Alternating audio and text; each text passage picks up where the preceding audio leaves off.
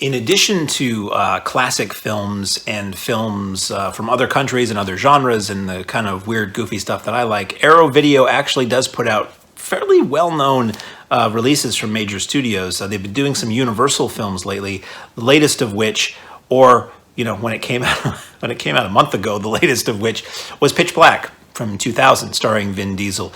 It's the film that introduced the world to the Riddick character and spawned a couple of sequels and a lot of peripheral offshoots, and it was quite a big deal at the time. I did not see Pitch Black when it first came out. I wasn't really interested, and I didn't see it until video, and when I saw it at the time, it didn't make that much of an impression on me. So I was coming to this, I watched it in the 4K UHD director's cut. You get the director's cut and the theatrical cut. This set is loaded, by the way. I mean, it's Arrow, and you expect that, but this set is loaded if you like Pitch Black. I chose to watch the director's cut, which I think is not terribly longer from what I've read, but just has a little bit more extra bits and pieces here and there. I watched the 4K UHD, which looked really good, and I still didn't love it.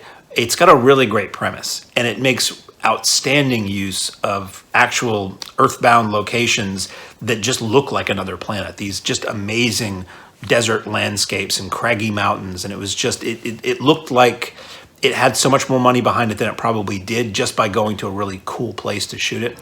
So basically the idea is that there's this prison ship that's traveling through space. Something goes wrong, they crash on a planet, and maybe it's not a prison ship. Maybe they're just carrying a prisoner. At any rate, Vin Diesel is Riddick, who's this infamous murderer prisoner, and he's holed up in the cargo bay, and the people who are the colonists or whoever everybody else is on this ship are trying to figure out a way to survive and maybe get off the planet.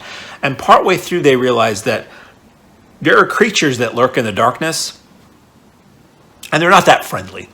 They're aggressively sharp, Terry kind of not friendly.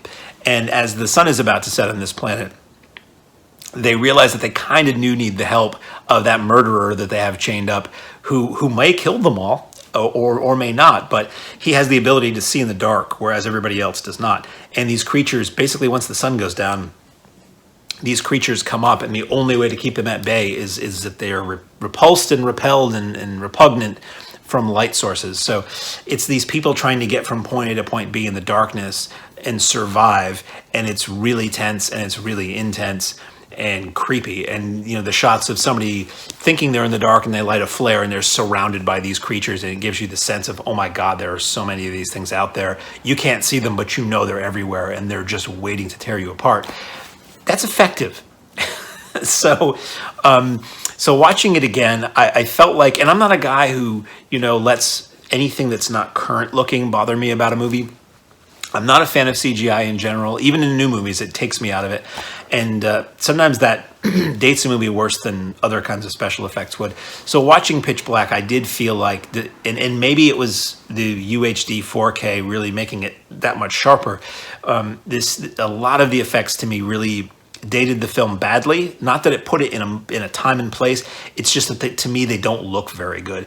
And that really took me out of it. And at times, this movie kind of felt, in terms of the acting and the pacing and how it was shot and cut and some of the visual effects of the day, it kind of felt like a well-funded Sci-Fi Channel movie.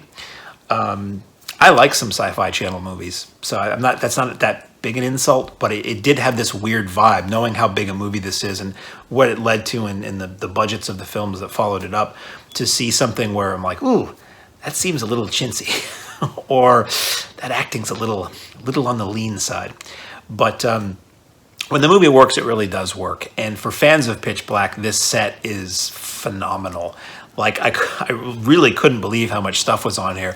This was a movie that was very popular in its day, so when it came out on DVD, it had a special edition. A few years later, probably when one of the sequels came out, it had another special edition.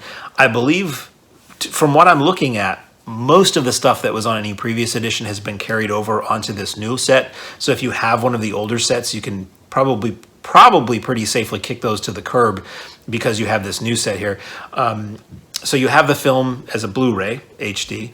You can get the film as 4K UHD. You have all the old extras. You have a ton of new extras. You have an animated sequel. You have a feature-length, I believe, documentary. And again, I'm not that big a fan, so I didn't really dive too deeply into these extras except to sort of page through and see what they looked like and see what they were. And I started laughing. There's so much on here. It's unbelievable. I can't imagine there's any question you might have about Pitch Black that is left unanswered by the time you get to the end of this set. So I think this one really is for the fans. I think if you're a fan of Pitch Black, this is the best edition you've ever seen. Arrow tends to do that. As far as I'm concerned, when Arrow puts something out, you can get rid of your old copy unless there's some weird extra that isn't carried over that you want to hold on to. But this is out now in stores and available online. And I think if you're a fan of Pitch Black or its sequels, this is probably a must-have. So Pitch Black from Arrow Home Video.